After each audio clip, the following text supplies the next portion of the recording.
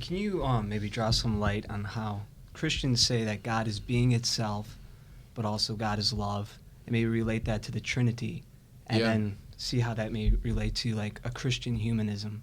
Yeah, well, there's a lot in that question. That God is being itself, I can trace back to an Old Testament name. So when Moses asked God, "What's your name? What will I tell the Israelites?" And God answers famously, "I am who I am." And that becomes, in our tradition, the great Old Testament name of God, that his name is I am, is to be. Aquinas says God's name is qui est, he who is, right? But is there a higher name for God? And the answer of St. Bonaventure would be yes, there is, because the New Testament doesn't supplant the Old Testament or supersede it, but it does step beyond it. And the New Testament name of God is love. Now, it's not opposed to the name that God is being, but what it names is the Trinity.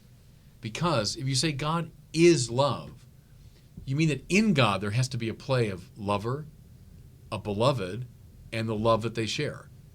We call that the Father, the Son, and the Holy Spirit. What we're saying now is that the being of God is the sheer act of to be. Well, what is that? It is love. It is a play of othering and returning, of lover, beloved, and love. So that's the Christian New Testament distinctiveness that doesn't repudiate the older name of God. And that means love is the most mysterious thing around.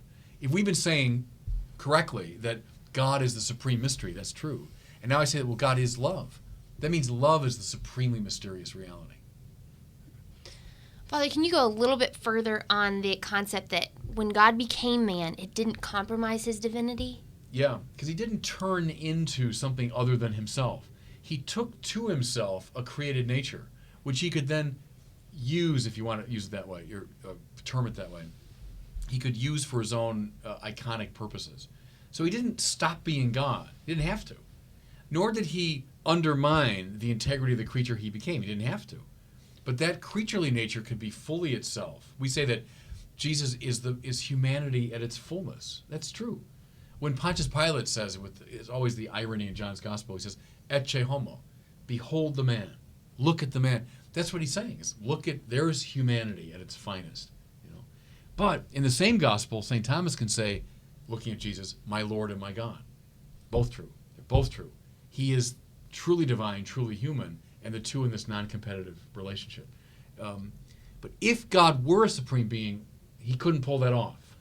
He couldn't pull off that non-competitive union.